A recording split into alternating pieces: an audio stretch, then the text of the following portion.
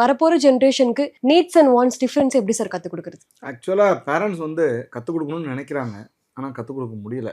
Time இல்லை அவங்களுக்கு. ஏன்னா அவங்களோட 18 மணி நேரம் நீ வேலை பார்க்குறாங்க எல்லாரும். ஸோ அதை குழந்தைங்க கூட ஸ்பெண்ட் பண்ணுற டைம் குறைச்சலாக இருக்குது. உண்மையாக சொன்னால் தாத்தா பாட்டி தான் எப்போவுமே பேரண்ட்ஸ் கூட குழந்தைங்க கூட பேர பசங்க கூட ஸ்பெண்ட் பண்ணுறாங்க. இது வந்து எல்லாருமே நான் வந்து அப்படி தான் வளர்ந்தேன். இப்போ என் பசங்க அப்படி தான் பாட்டிக்கிட்ட வளர்கிறாங்க. இப்படி தான் பணம் சம்பாதிக்கும். அப்போ வந்து வீட்டில் ஒரு ஃபேமிலியில் என்ன கற்றுக் கொடுக்குறாங்க அப்படிங்கிறது ரொம்ப முக்கியம். அப்போ ஒரு ஒரு ஒரு பொருள் வாங்கணும், எல்லா பொருளும் தேவை மாதிரியே இருக்கும். ஒரு ஒரு ஒரு லைன் உண்டு. இந்த தேவைக்கும் நீடுக்கும் வாண்ட்டுக்கும் ஒரு லைன் இருக்குது, ட்ரா பண்ணணும்.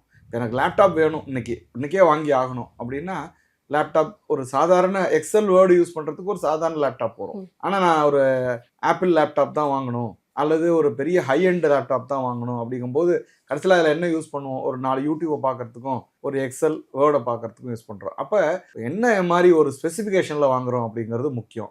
என்ன பிராண்ட் வாங்குறது முக்கியம். நீடுங்கிறது இன்றைக்கி அது இல்லைன்னா வேலையே செய்ய முடியாது, நின்று போயிடும் அப்படிங்கிறது அவசியம். இன்றைக்கி ஒரு அயன் பாக்ஸ் இருக்குது, வாங்கியே தீரணும்.